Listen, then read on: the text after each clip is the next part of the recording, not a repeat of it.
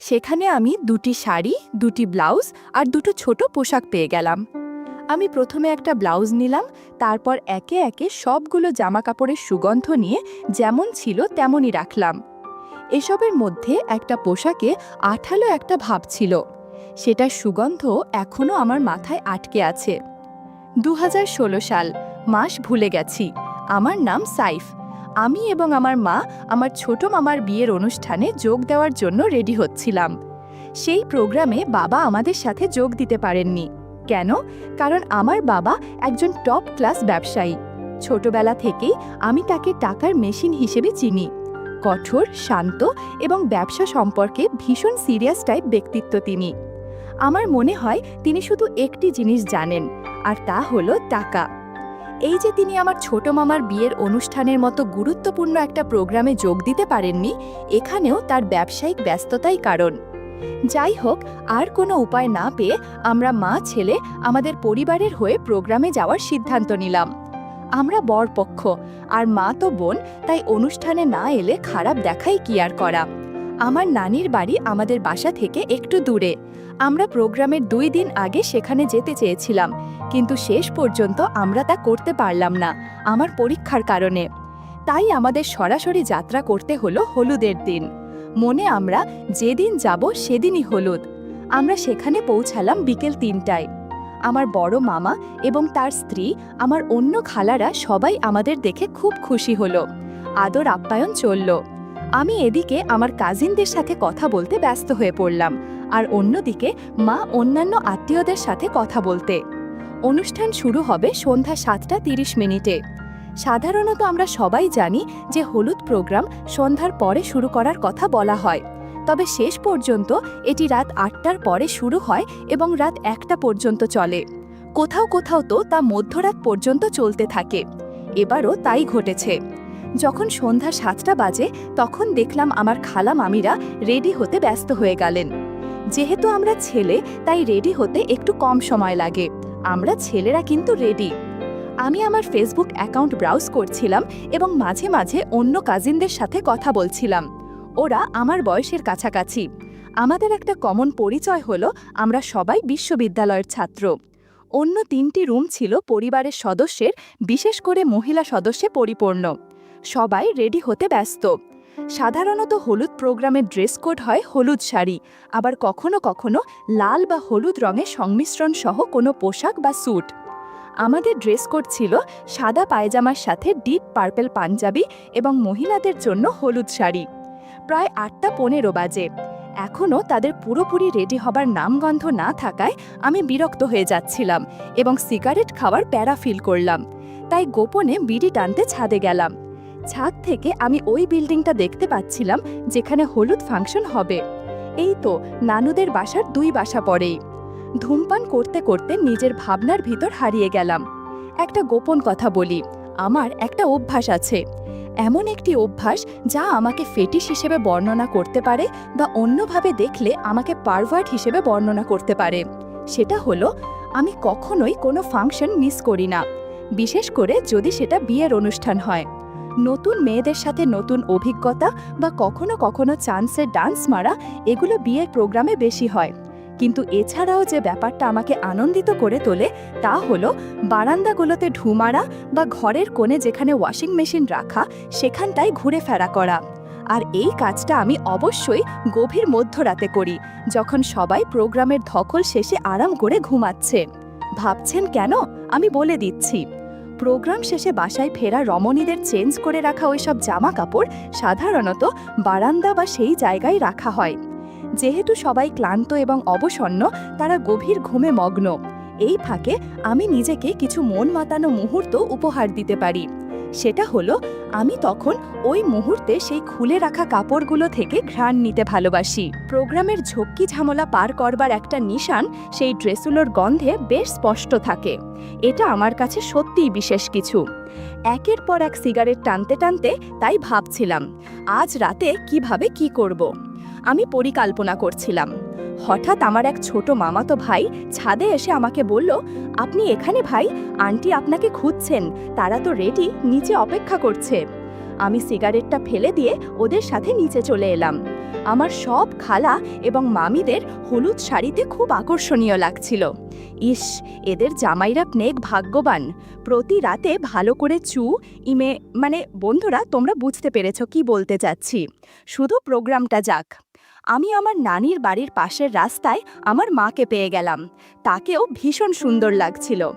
আমরা সবাই মিলে সেই বিল্ডিংয়ের জন্য যাত্রা শুরু করলাম, যেখানে হলুদ হবে। এখন রাত 12:30 বাজে। আমরা সবাই বাড়িতে ফিরে এলাম। সবাই ক্লান্ত। ঘুমানোর ব্যবস্থা আগেই করা হয়েছিল। আমি আমার এক খালাতো ভাইয়ের সাথে ড্রয়িং রুমে ঘুমাবো। সেই ভাইয়ের বয়স 15। সে সবেমাত্র এসএসসি শেষ করেছে। ক্লান্ত সবাই, ঘুমের জন্য ব্যাপক অধৈর্য ছিল। আর এদিকে আমি ক্লান্ত থাকার অভিনয় করছিলাম। কিন্তু সত্যি বলছি, আমি মোটেও ক্লান্ত ছিলাম না। আমি হয়তো আমার মধ্যরাতের ওসব দুঃসাহসিক কাজের জন্য আমার সমস্ত শক্তি সঞ্চয় করে রেখে দিলাম। রাত 1:30টার পরে সবাই ঘুমের জন্য নিজ নিজ রুমে ফিরে গেল। আমিও বুঝলাম আমার সময় শুরু। কিন্তু আমি তো এখনই উঠে যেতে পারি না। আমাকে অপেক্ষায় আরও কিছুটা সময় ব্যয় করতে হবে, যাতে তাদের সবার ঘুম আরও গভীর হয়। আমার ছোট কাজিন ভাই নাক ডাকছিল। বুঝলাম গভীর ঘুমে অচেতন। ঠিক যখন রাত 2টা, আমি চুপচাপ বিছানা থেকে উঠে গোপনে ডাইনিং রুমে চলে গেলাম। সেই ঘরে কন্যার দিকটাতেই আছে ওয়াশিং মেশিন। আমি সেখানে গেলাম, বাট মন খারাপ হলো। কিছু পাঞ্জাবি আর বড় মামার পায়জামা ছাড়া কিছুই পেলাম না। আমি এই ভয়টাই পাচ্ছিলাম। দুই দিকে 2টি কমন বারান্দা ছিল। 2টি রুম থেকে 2টি ভিন্ন দরজা থেকে সেখানে যে কেউ প্রবেশ করতে পারে। আমি আমার লাইটার এবং সিগারেটের প্যাকেট নিলাম, যাতে কেউ যদি হঠাৎ করে সেখানে আসে, সে ভাববে আমি ধূমপান করতে এসেছি। আমি এক দরজা ব্যবহার করে বারান্দায় এলাম, আর অন্য দরজাটি আমার চাচাতো ভাই যে ঘরে ঘুমাচ্ছে সেখান থেকে। আমি পুরোপুরি খুশি ছিলাম। বারান্দাটা আমাকে অন্তত হতাশ করেনি। অন্ধকারেও অদূরেই আমি তারে কিছু হলুদ কাপড় দেখতে পাচ্ছিলাম। আমি সময় নষ্ট না করে চুপচাপ সেখানে চলে গেলাম। সেখানে আমি 2টি শাড়ি, 2টি ব্লাউজ আর 2টো ছোট পোশাক পেয়ে গেলাম। আমার চোখ রোমাঞ্চে চিকচিক করছিল। আমি প্রথমে একটা ব্লাউজ নিলাম। আমি সহজেই বুঝতে পেরে গেলাম যে এটি এমন একজনের ছিল যে কিছুটা চিকন। আমি একে একে সবগুলো জামাকাপড়ের সুগন্ধ নিয়ে যেমন ছিল তেমনই রাখলাম। বন্ধুরা, ইউটিউবের নিয়মের কারণে বিস্তারিতভাবে বলতে পারলাম না কিসের কিসের সুগন্ধ নিয়েছি। তোমরা যদি বিস্তারিতভাবে জানতে চাও, তাহলে কমেন্টে দেয়া ওয়েবসাইট থেকে একদম খোলামেলা গল্প শুনতে পারো। গল্পে ফিরে আসা যাক। সব কিছুর সুগন্ধ নিয়ে আমি বেডে ফিরে এসে খুব শান্তির একটা ঘুম দিলাম। সকালে ঘুম থেকে উঠলাম। পাশের রুমে মামিমা আর খালা কথা বলছিল। সারা রাতের রোম্যান্টিকতা শেষ হয়ে গেল শুধু একটা কথা দিয়ে। তারা বুয়াকে দিয়ে আগের দিনের কাপড় চোপড় ধোয়া নিয়ে কি যেন আলাপ আলোচনা করছিল।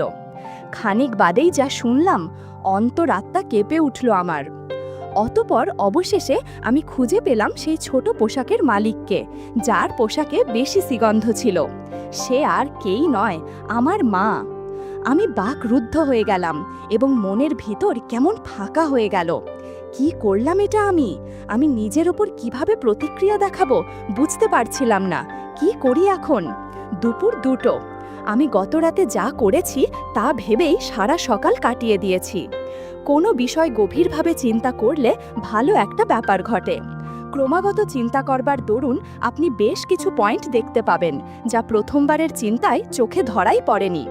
আমার সাথেও একই ব্যাপার ঘটল। আমার মনেও একের পর এক বিভিন্ন ধরনের ধারণা এবং অবাস্তবিক চিন্তা জড়ো হচ্ছিল। যতবারই ভাবছি ততবারই যেন সেই সুঘ্রাণ নাকে বাজছিল, আর একই সাথে যেন সেই স্বাদটা বারবার টের পাচ্ছিলাম। কি চমৎকার রকমের সেই স্বাদ! গতরাতে কি করে বসেছিলাম আমি, সেই ব্যাপারে ভাবতে গিয়ে তন্ময় হয়ে অন্য চিন্তা ভাবনায় যেন আমি হারিয়ে গেলাম। বন্ধুরা, আমার মায়ের পরিচয় দেয়া যাক। আমার মায়ের বয়স 40 বছর, কিন্তু তাকে দেখে এমনটা বোঝার উপায় নেই। গায়ের রং ফর্সা। ঘরে সাধারণত বেশিরভাগ সময় তিনি সালোয়ার কামিজই পরেন। আর কোনো প্রোগ্রাম থাকলে প্রোগ্রামের ড্রেস কোড যাই হোক না কেন তিনি শাড়ি পরবেন, এটা মাস্ট। সুন্দর গভীর চোখ, তার সাথে মিলিয়ে সুন্দর তীখালো নাক এবং তার ঠিক পরেই উপস্থিত ঠোঁট। তার ঠোঁটের সবচেয়ে সুন্দর ব্যাপার হলো তার ঠোঁটে একটা তিল আছে। মায়ের উচ্চতা 5 ফুট 2 ইঞ্চি, হালকা একটু মেদ আছে। বাবা সাংঘাতিক ব্যস্ত রকমের বিজনেসম্যান হওয়ায় হয়তোবা মাকে বেশি সময় দিতে পারে না। সুতরাং বয়স 40-এর কোঠায় চলে গেলেও এখনও যুবতী মনে হয়। মা বাসায় শাড়ি পরলেও এখন অনুষ্ঠান ছাড়া খুব একটা পরেন না। বাসায় থাকলে এখন তিনি উজ্জ্বল কালারের কোনো না কোনো সালোয়ার কামিজই পরে থাকেন। আজ এই সব জিনিস আমার মনে আসতো না যদি না আমি গতকাল রাতে সেই অভিজ্ঞতা পেতাম। বারবার একটা চিন্তা মাথায় আসছিল যে গতকাল কেন সে এতটা ভিজেছিল। কি হয়েছে যে মায়ের পোশাকের ওখানে ভেজা ছিল? কিছু কারণ তো অবশ্যই আছে, কারণ ছাড়া তো কিছুই হয় না। আমার প্রশ্ন হলো কেন? একবার আমি ভেবেছিলাম মা হয়তো বাবাকে অনেক মিস করছেন এবং সেই মিসের ফলাফল সেটা। তারপর আবার আমার মন বলল অন্য কারণও তো থাকতে পারে। প্রোগ্রাম চলাকালীন কেউ কি কিছু করেছিল নাকি? কথাটা ভাবতেও অন্য রকম লাগছিল। আমাকে খুব দ্রুত পরিকল্পনা করতে হবে। কিভাবে আমি এই রহস্যের সমাধান করব সেটা ভাবতেই হবে, এবং তার জন্য আজকের রাতেও একটা অ্যাডভেঞ্চার আবশ্যক। আজ আমার মামার বিয়ের দিন। আজ আরও একটি ফাংশন হবে। মা এবং অন্যান্যরাও আজ রেডি হবে, নতুন কোনো সাজে নিজেদের তুলে ধরবেন। আমাকে আজ রাতেও তার ছোট পোশাক চেক করতে হবে। পেতেও তো পারি আরও কোনো বিষয়। রাত 8:30 বাজে। আমরা কমিউনিটি সেন্টারে আছি। প্রোগ্রামে আমি কোনো সুন্দরী মেয়ে বা মহিলা দেখলাম না, বা হয়তো অনেক সুন্দরী রমণী ছিল আশেপাশে, কিন্তু আমার মন যে অস্থির হয়েছিল আমার মায়ের ভাবনায় আর রাতের সেই রহস্যের উদ্ঘাটন নিয়ে।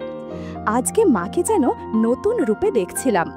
আগে কোটবাড়ি না দেখেছি, কিন্তু আজকের দেখা পর্যবেক্ষণ বেশ ভিন্ন। মা আজ শাড়ি পরেছে, পরনে একটা গর্জিয়াস নীল রঙের কাতান শাড়ি, তার সাথে ম্যাচিং করা ব্লাউজ। ঠোঁটে দিয়েছে লাল করে পুরো লিপস্টিক।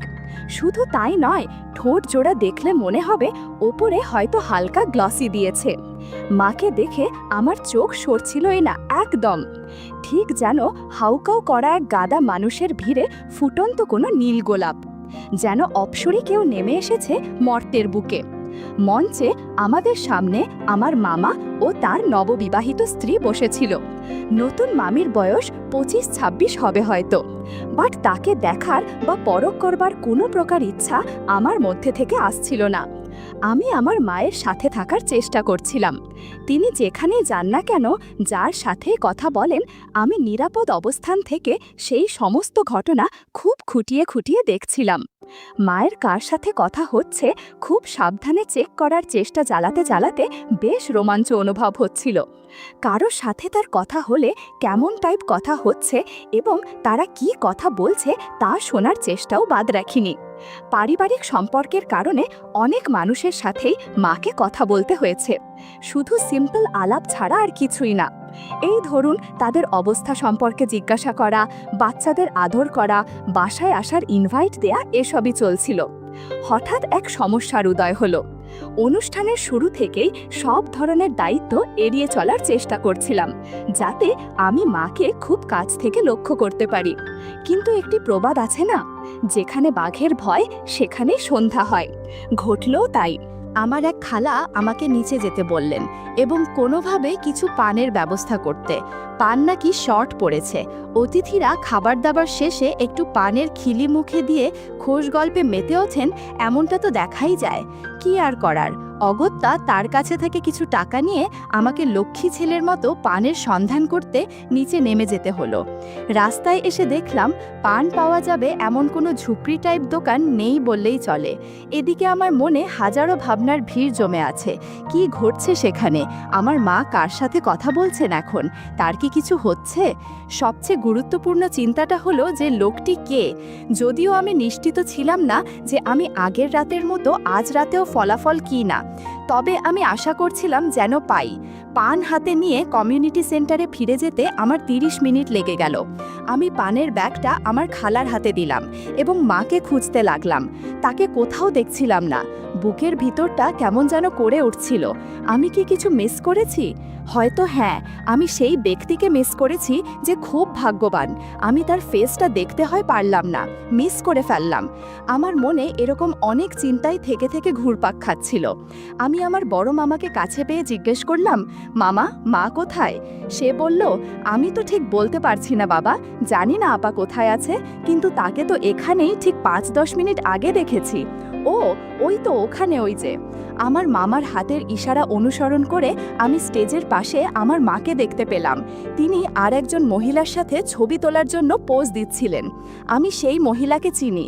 সে কান্তা খালা, আমার মায়ের স্কুল জীবনের বেস্ট ফ্রেন্ড। আমি ওনাদের কাছে গিয়ে কান্তা খালাকে সালাম দিলাম। যদিও সেই খালা আর আমার মায়ের বয়স একই ছিল, কিন্তু খালা দেখতে তার বয়সের চেয়ে বড়। মা আমাকে জিজ্ঞেস করলেন আমি কোথায় ছিলাম এতক্ষণ। আমি তাকে সব বললাম। প্রোগ্রাম ভালোভাবেই শেষ হলো। যখন রাত 11টা বাজে, আমরা পুনরায় নানির বাড়িতে ফিরে যাওয়ার প্রস্তুতি নিলাম। বাকি সময়ে আমি সন্দেহজনক কিছু দেখলাম না, কিন্তু ফেরার পথে মাকে একটু অফ মনে হলো। জিজ্ঞেস করতেই বলল খুব নাকি মাথা ধরেছে, বাসায় গিয়ে যত তাড়াতাড়ি সম্ভব শুয়ে পড়বে। আমি মনে মনে খুশি হলাম। মনে মনে বললাম, হ্যাঁ তুমি ঘুমাও, তুমি ডিপ একটা ঘুম দিলেই তো আমার কাজে সুবিধা হবে। রাতের বেলার চেকিং অ্যাডভেঞ্চারের কথা মনে হতেই ভিতরে ভিতরে আনন্দ হচ্ছিল। রাত বাজে 2:30, সবাই অত্যন্ত টায়ার্ড, সুতরাং যে যেখানে জায়গা পেয়েছে সেখানে পড়ে পড়ে ঘুম। গভীর ঘুমের তলানিতে হারিয়ে গেছে এখন তারা। পুরো বাড়িটা নিস্তব্ধ, একমাত্র জেগে আছি আমি। এক হাতে সিগারেট, অন্য হাতে ছোট পোশাকটা ধরে আছি।